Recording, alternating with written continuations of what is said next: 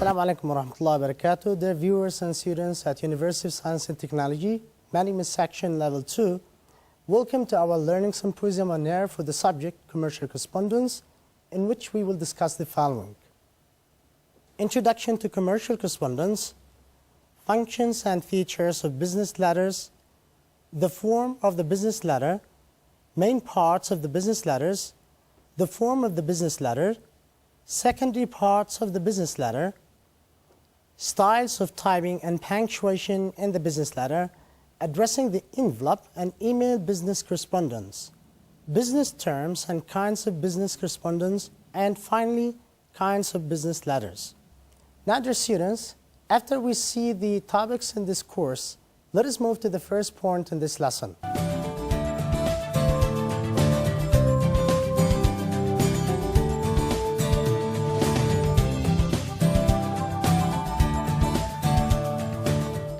Differentiating the main kinds of correspondence, explaining both effective business letter and its functions, explaining basic features of effective business letters. Dear students, before we start with the first point, we need to understand the meaning of business letter. We can define business letter as a message that attempts to influence its readers, to make some actions or attitudes desired by the sender. Our first point is about types of correspondence. There are three kinds of correspondence as follows. The first type is called private correspondence, also called personal. This type of correspondence is defined as letter exchange among friends and relatives, or personal or social matters. The second type is called official correspondence.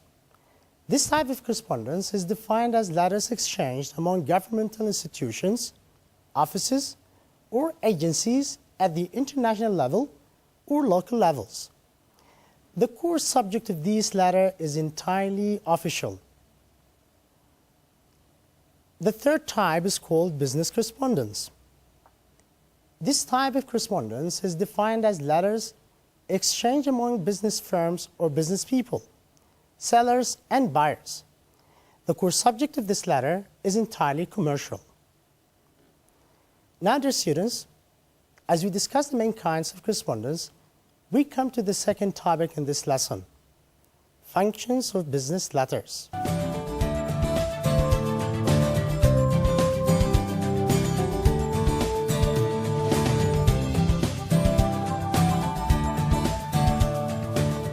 There are three main functions of business letters as follows. They provide or give information to the reader. They obtain or get information from the reader. They build goodwill for the sender. In fact, business letters may have more than one of these functions to achieve at a time.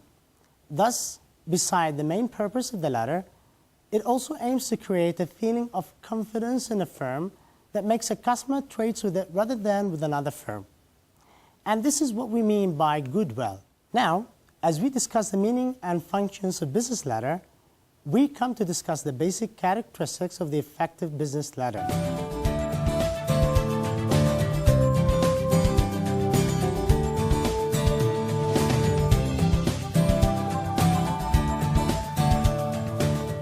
Dear students, you should know that for a business letter to be effective, it should have the following two characteristics.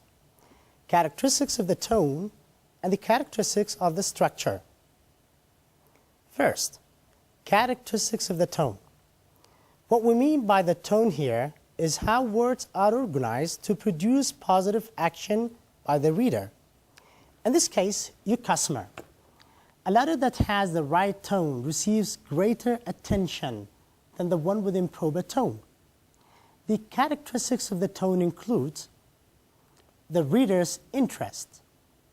When writing the business letter, you should adopt your reader's viewpoint, not your own. That is by trying to understand his or her needs, wishes, and interests, problems, and the best way of meeting these needs and wants. This is because readers are entirely concerned about their own needs. Therefore, when you write the business letter, you must put yourself in the reader's place and write letter to customers with their viewpoint in your mind.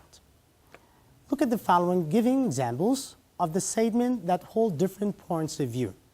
Writer's point of view. 1. Attached is a questionnaire we are sending to all our retail stores in this area. Reader's point of view. The attached questionnaire was designed to give us information so that we can make this year's training program most useful to you and your sales forces. Our second point regarding the tone of the letter is courtesy and consideration. Courtesy and consideration means using polite and diplomatic expressions. It's the same quality that enables us to do a favor, refuse that favor, and at the same time keep a friend. To refuse a customer request for credit without demolishing the hope of future business with that customer. Courtesy also requires dealing quickly with all letters needing a reply. Answer them on the day you receive them if you can. It's discourteous to keep your correspondence, customer, or client waiting for an answer. In case you cannot deal promptly with the letter seeking information, write and explain why and when you will write again. Here are some examples as you can see on the screen. Please accept my apologies for not answering your letter soon. May I send you the booklet sometime during the coming week? Now the second characteristic of the tone is personalization. Personalization means using and adopting personal expressions rather than impersonal. You can do this one by using pronouns I and we. But while looking for opportunities to use the pronoun you should not go to an extreme to avoid the pronouns I and we. In fact, the use of these pronouns helps establish better relationship with the reader and gives personal touch to your writing. Look at the following examples that show the difference between personal and impersonal statements. Hoping to hear from you soon. This is impersonal. Personal, I or we hope to hear from you soon. Number 2, looking forward to our next meeting. Personal, I or we look forward to our next meeting. Other characteristics of the tone are naturalness and sincerity. Naturalness and sincerity are about the sender writing with genuine interest to the reader. The sender should try hard to make his writing sound natural and sincere. Let us look at some examples on how to do that. Do not say, I have the pleasure in informing you. Say, I'm pleased to tell you. Do not say, please favor us with an early expression of your views. Say, please let us have your opinion soon.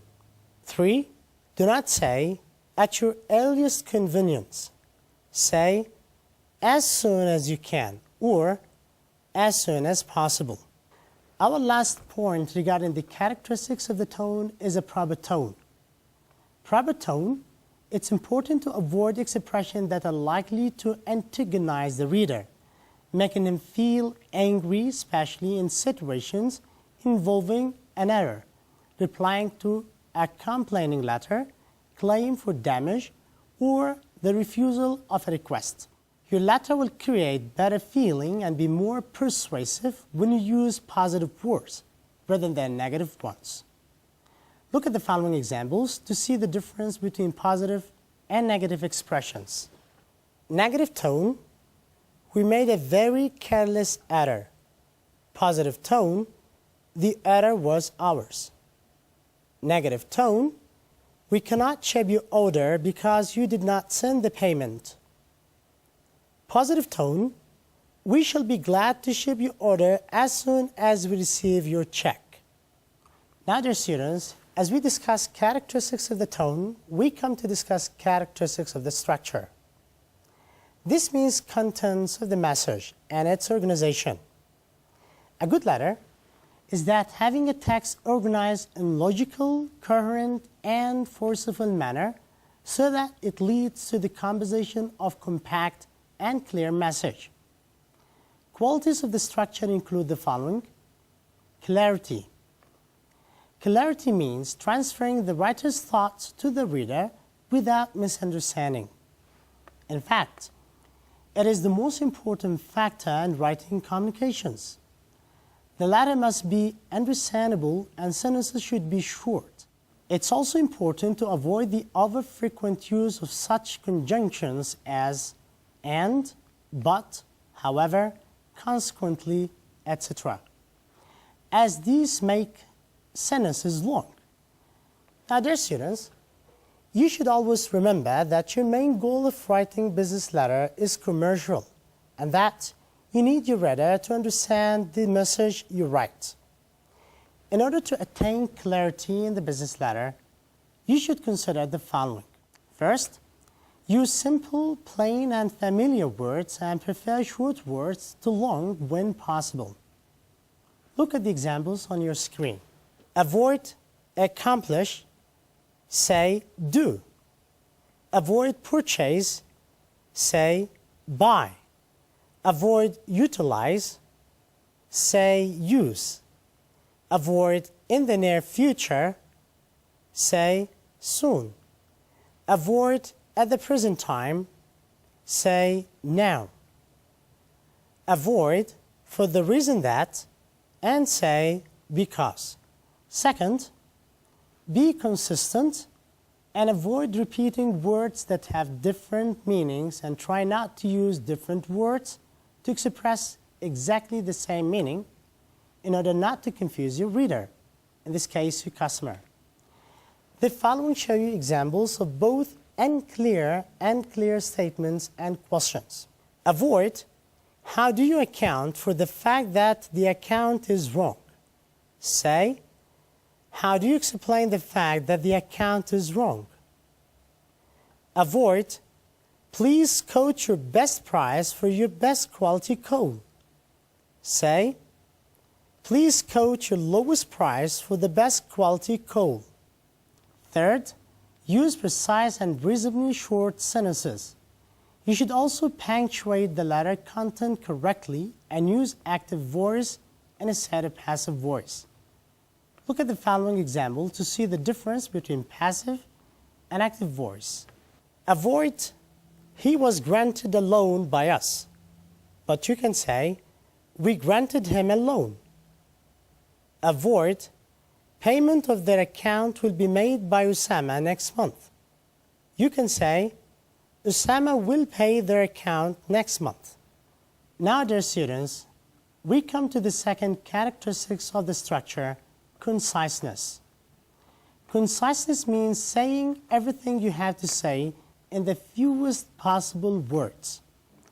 Conciseness is an extension of two elements, clarity and courtesy. Thus, if you eliminate some words from sentence and that sentence loses either clarity or courtesy, then it's not concise but merely brief. Examples, avoid, please see that an inquiry is conducted to determine the reason. You can say, please find out the reason. Avoid, the information is needed in connections with. But you can say, the information is needed for. Avoid, in the course of the next few days. Say, during the next few days. The third characteristic of structure is called good organization. Organized writing is usually clear, concise, forceful, and easily understood. Sometimes, the difference between good and bad organization lies in putting ideas and their proper order. To achieve good organization in your letter, you should first plan your letter, and this includes 1. Writing down all the points you want to cover. 2. Arranging these points in a logical order. 3. Relating all the units to your message together so that one idea leads to another.